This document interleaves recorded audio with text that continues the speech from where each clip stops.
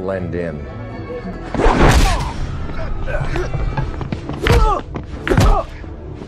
Come on, let's go! Remember, we need him alive. Richterfield said, alive.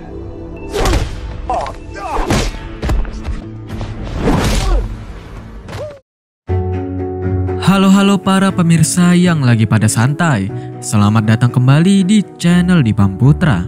Kali ini guys, kita akan membahas lagi sebuah film seru berjudul Prepare to Die yang dirilis pada tahun 2024. Tapi sebelum itu jangan lupa tinggalkan like dan juga subscribe-nya ya.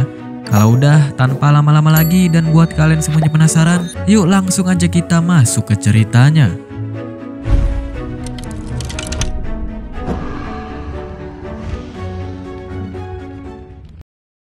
Film dimulai dengan latar sebuah desa di Texas. Di sana diperlihatkan seorang bos mafia bernama Richterfield yang sedang memaksa seorang petani untuk menjual lahannya.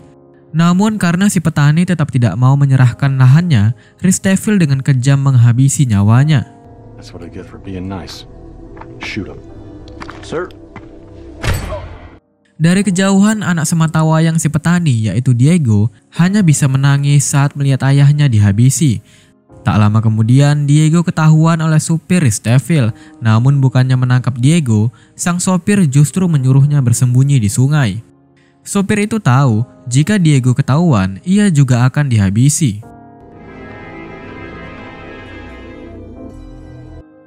Sore harinya, Diego kembali ke rumah setelah peristiwa tragis tersebut.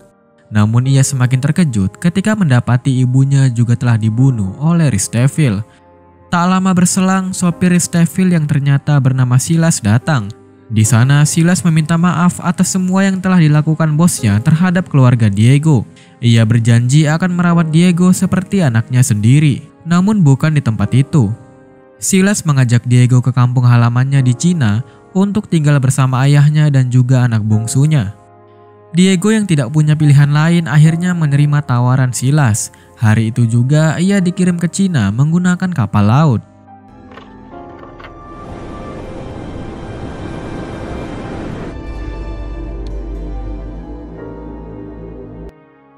Singkat cerita, Diego tiba di Cina dan mulai dirawat oleh kakek Silas. Kakek tersebut ternyata adalah seorang master bela diri. Selain itu, Diego juga bertemu dengan anak bungsu Silas yang sedang dilatih oleh kakek tersebut.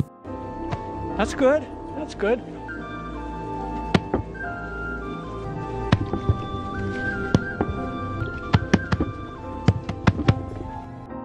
Hari-hari berikutnya, Diego dan anak bungsu Silas terus berlatih bela diri bersama. And I saw the delighted look on Richterfield's face as he did it. Through the years, I grew stronger. Beberapa tahun pun berlalu dan Diego serta anak bungsu Silas telah tumbuh menjadi dewasa.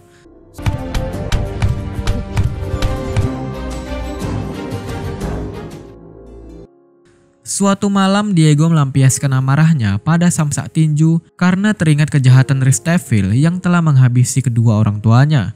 Di situ kakek Silas menenangkannya. Dia berkata bahwa balas dendam bukanlah jalan yang baik. Namun kakek itu juga mengungkapkan sebuah fakta. Ia menjelaskan bahwa Silas sebenarnya hanya berpura-pura menjadi sopir Richterfield dengan tujuan membalas dendam atas kematian anak sulungnya yang dulu diculik, diperkosa, dan dibunuh oleh Richterfield.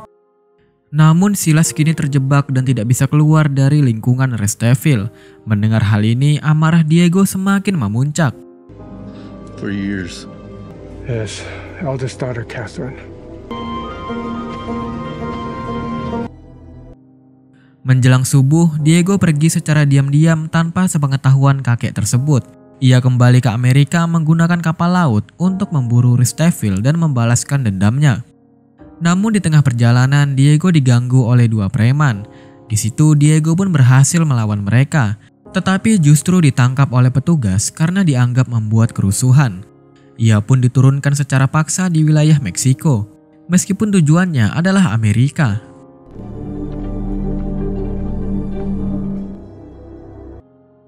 Adegan berpindah ke Risteville yang sedang berbicara dengan tangan kanannya. Ia memerintahkan agar menjaga semua wanita culikannya karena ada konglomerat yang akan memesan mereka.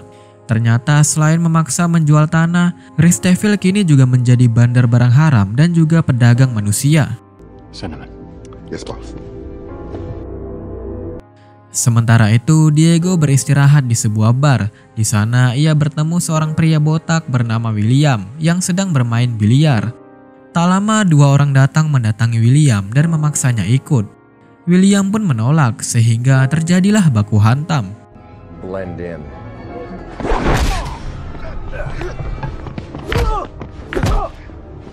Come on, let's go! Remember, we need him alive.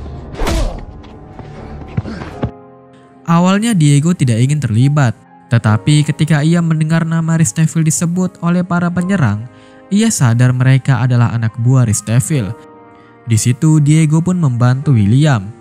Rick DeField said, alive.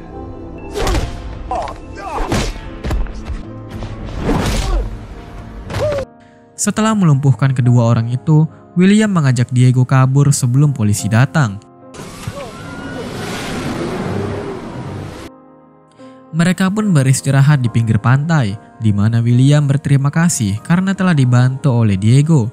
Lalu William bertanya dari mana asal Diego, karena ia belum pernah melihat Diego sebelumnya.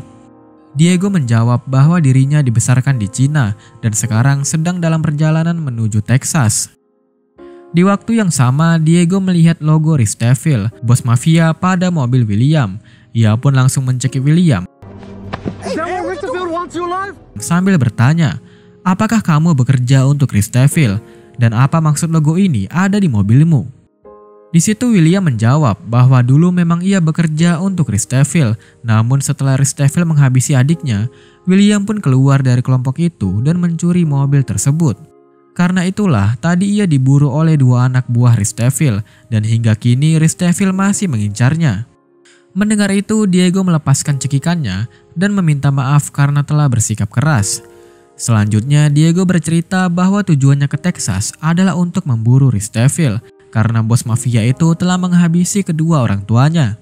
Diego berharap William mau bergabung dengannya agar mereka bisa bersama-sama memburu Risteville. Tanpa pikir panjang, William pun menerima tawaran Diego. Sejak saat itu, mereka pun menjadi sekutu. I'm sorry about your sister. I'm in. Adegan berpindah ke Risteville yang sedang berada di markasnya. Tak lama dia didatangi oleh dua anak buahnya yang tadi dihajar oleh William dan juga Diego. Kedua anak buah itu membawa seorang wanita culikan baru untuk diserahkan kepada Risteville. Risteville sempat bertanya mengapa wajah mereka terlihat babak belur. Salah satu dari mereka menjawab bahwa itu adalah ulah William dan mereka gagal menangkapnya. Mendengar hal itu, Risteville memerintahkan agar mereka segera menangkap William dengan cara apapun. Selain itu, Risteville meminta Silas, supirnya, untuk membawa wanita culikan tersebut ke ruangan lain.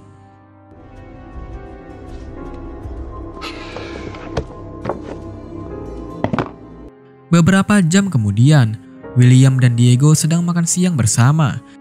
Di situ William bertanya, kenapa Risteville sampai menghabisi kedua orang tuamu? Apakah ini soal barang haram? Diego menjawab, bukan, ini soal tanah. Risteville memaksa kedua orang tuaku untuk menjual tanah mereka. Namun karena mereka menolak, Risteville dengan kejam menghabisi mereka. Where were you? I watched them and my mother. Di waktu yang sama, tiba-tiba Diego melihat seorang wanita yang hendak mencuri mobil William. Dengan sigap, Diego dan William segera mendekatinya. William mencoba menghentikan wanita itu, tetapi ia tetap mencoba kabur. Hold on now.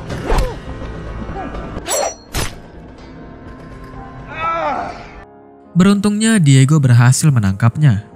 Diego lalu bertanya, kenapa kamu ingin mencuri mobil ini? Wanita tersebut yang ternyata bernama Bianca menjawab bahwa ia melihat logo Risteville di mobil itu. Bianca sangat membenci Risteville karena dulu ia pernah diculik dan akan dijual kepada para gadun. Beruntungnya Bianca berhasil kabur, namun sampai sekarang beberapa teman Bianca masih menjadi tawanan. Thought you said you never miss. Mendengar hal tersebut, Diego menjelaskan bahwa ia dan William juga sangat membenci Risteville. Mereka bahkan berniat untuk memburu dan juga menghabisinya. Diego menawarkan Bianca untuk bergabung dengan mereka agar bisa bersama-sama memburu Risteville sekaligus menyelamatkan teman-temannya yang masih ditawan. Pada akhirnya Bianca menerima tawaran Diego. Kini anggota Diego bertambah menjadi 3 orang. It's a deal. Malam harinya adegan berpindah ke Risteville yang sedang bersama Silas, supirnya, dan juga 2 anak buahnya. Risteville meminta Silas agar segera berangkat karena mereka akan membeli sebuah peternakan di desa sebelah. Silas yang tidak ingin Risteville memaksa para petani lagi, mencoba menyarankan agar ia tidak ikut. Namun Risteville menolak dan bersikeras untuk ikut dalam transaksi tersebut. I really don't think you should go on this job so much. Sementara itu, Diego, Bianca, dan juga William tiba di sebuah tanah ribuan hektar milik Risteville. Bianca menjelaskan bahwa tanah tersebut diperoleh Risteville secara paksa dari para petani setempat. Sebentar lagi tanah itu akan digunakan untuk membangun sebuah pabrik, yang kemungkinan pabrik pembuatan barang haram. Diego menjawab, itu tidak akan terjadi, Risteville akan segera tamat di tanganku. Mereka kemudian membuat api unggun karena berencana bermalam di sana.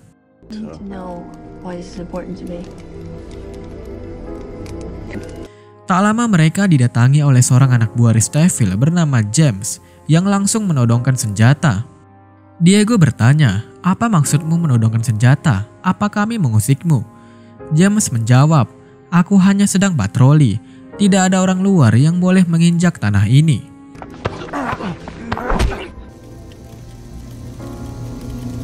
Namun tiba-tiba keadaan berbalik. Kini James yang ditawan oleh Diego dan juga teman-temannya. Diego bertanya, apa alasanmu mau bekerja untuk Risteville? James menjawab bahwa sebenarnya ia terpaksa melakukannya sebab Risteville mengancam akan menghabisi keluarganya jika ia tidak patuh. James mengaku tidak ingin menyakiti siapapun, tetapi demi menyelamatkan keluarganya, ia terpaksa menuruti perintah Risteville. Mendengar itu, Diego menyadari bahwa James tidak bersalah. Ia pun meminta Bianca untuk melepaskan ikatan di tangan James. Setelah itu, Diego mengajak James bergabung dengan mereka karena mereka sedang memburu Risteville. Namun James menolak karena dia khawatir keluarganya akan menjadi target. Ia berjanji tidak akan memberitahu Risteville tentang keberadaan Diego dan juga teman-temannya. James bahkan menyatakan dukungannya terhadap apa yang akan Diego lakukan. I wish you luck.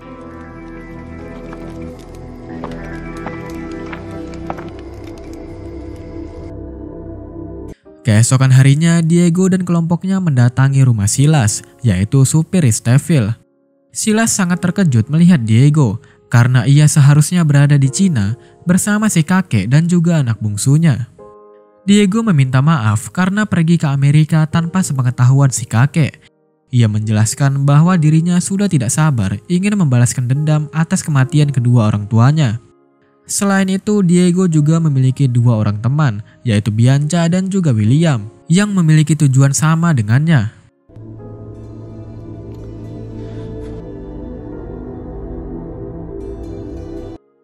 Diego memohon kepada Silas untuk memberitahu lokasi markas Risteville karena ia berniat menyerangnya malam itu juga.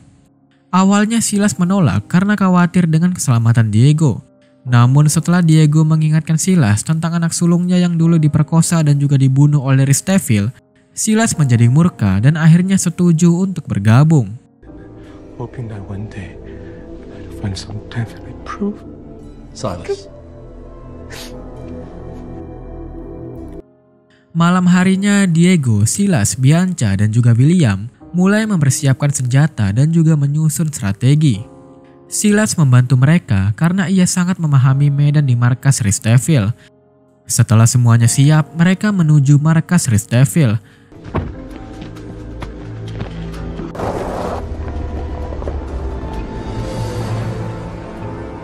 Dengan mode senyap, mereka menyusup masuk ke dalam markas. 3 kings with the queen lucky. The hell? Oh! Dalam aksi tersebut, mereka berhasil menemukan semua wanita yang diculik oleh Ristevil dan segera membebaskannya. Di situ Bianca meminta Diego dan yang lainnya untuk membawa para wanita ke tempat aman. Sementara itu, ia naik ke lantai atas untuk menghabisi tangan kanan Ristevil. Sesampainya di lantai atas, Bianca bertarung dengan brutal dan berhasil mengalahkan tangan kanan Ristevil.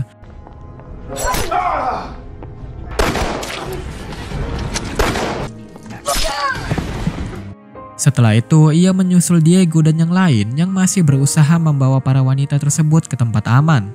Di sana, Diego meminta Bianca untuk fokus mengamankan para wanita, terutama karena beberapa di antara mereka adalah teman Bianca. Sebelum pergi, Bianca memberikan jepit rambutnya kepada Diego dengan berkata bahwa ia mungkin akan membutuhkannya.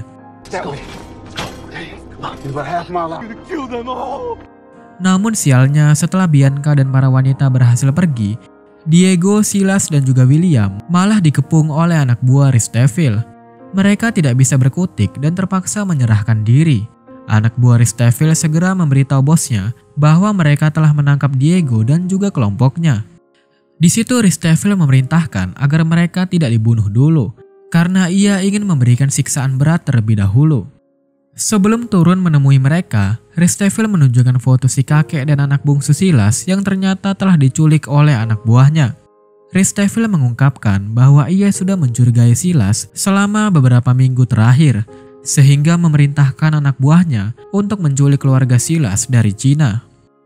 Di waktu yang sama, Diego, William, dan Silas sedang dihajar habis-habisan oleh anak buah Ristevil. Namun tanpa mereka sadari, Diego sedang berusaha membuka borgolnya menggunakan jepit rambut pemberian Bianca. Tak lama kemudian, Ristevil datang. Ia mengancam akan menghabisi si kakek dan anak bungsu Silas. Di situ, Silas memohon agar Ristevil mengampuni keluarganya dan menghabisi dirinya saja. Namun Ristevil menolak dengan kejam dan bersikeras akan membunuh semuanya. Di saat genting itu, sebuah mobil tiba-tiba datang.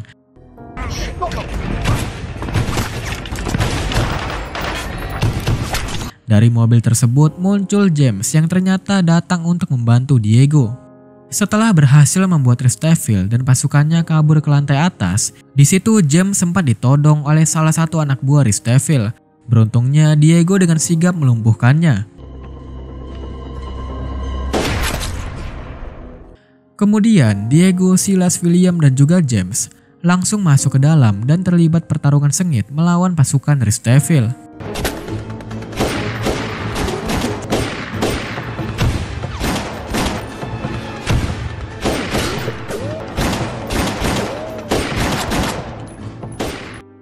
Di tengah peperangan itu, dua anak buah Ristevil tiba-tiba tewas. Ternyata Bianca datang kembali untuk membantu Diego dan juga kelompoknya. Di situ mereka terus diserang oleh anak buah Ristevil lainnya, sehingga aksi tembak-tembakan kembali terjadi. Sementara itu, Diego dan Silas memutuskan untuk pergi ke ruangan Ristevil. Sementara Bianca, James, dan juga William tetap bertahan menghadapi anak buah Ristevil di luar.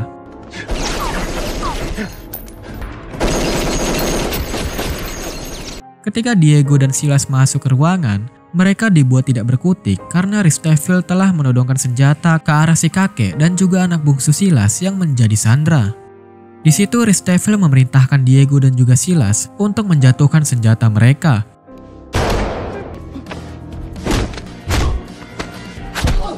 Meskipun sudah sangat kelelahan, Diego mencoba melawan Ristevil.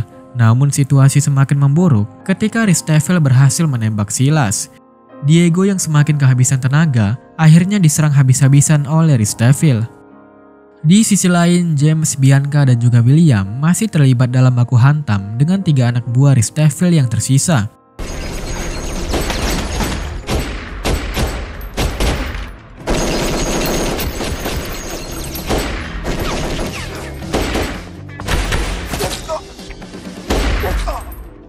Setelah berhasil melumpuhkan mereka, ketiganya segera menyusul Diego.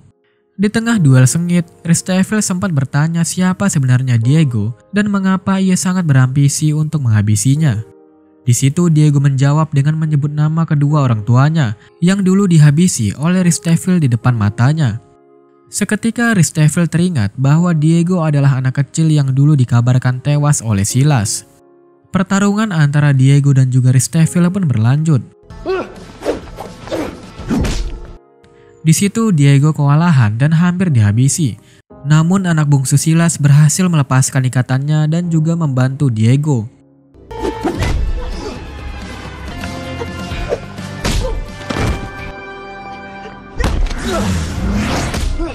Meski melawan 2 orang sekaligus, Ristevil masih sangat kuat. Tiba-tiba terdengar suara tembakan. Yang ternyata Silas yang sempat tertembak sebelumnya berhasil bangkit dan menembak Ristevil.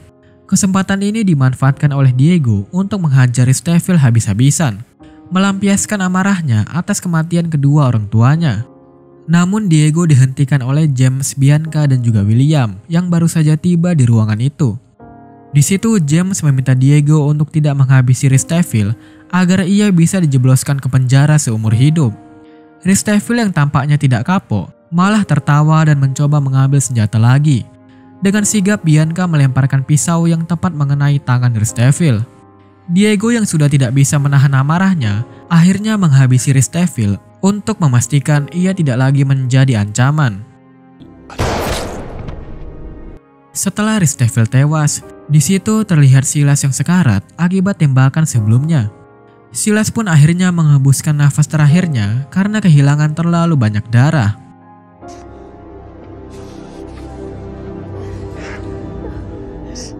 Diego kemudian mengambil sebuah dokumen tanah milik Ristevil dengan niat mengembalikannya kepada para petani yang telah dipaksa menjual tanah mereka.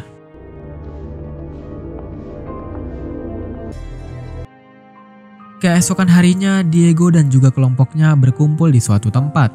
Mereka sepakat untuk membentuk tim yang akan memburu siapa saja yang berbuat semena-mena terhadap orang lain. Tapi tiba-tiba Bianca menggoda Diego dengan adu mulut, yang ternyata hanyalah caranya mengungkapkan bahwa sejak awal ia telah jatuh cinta kepada Diego. Dan di sini film pun berakhir. Nah, jadi itu dia guys cerita dari film Prepare to Die. Gimana, seru atau tidak? Tulis komentar kalian di bawah. Dan kalau kalian suka jangan lupa tinggalkan like dan juga subscribe-nya ya. Ya udah, kalau ada salah-salah kata mohon dimaafkan dan sampai jumpa lagi.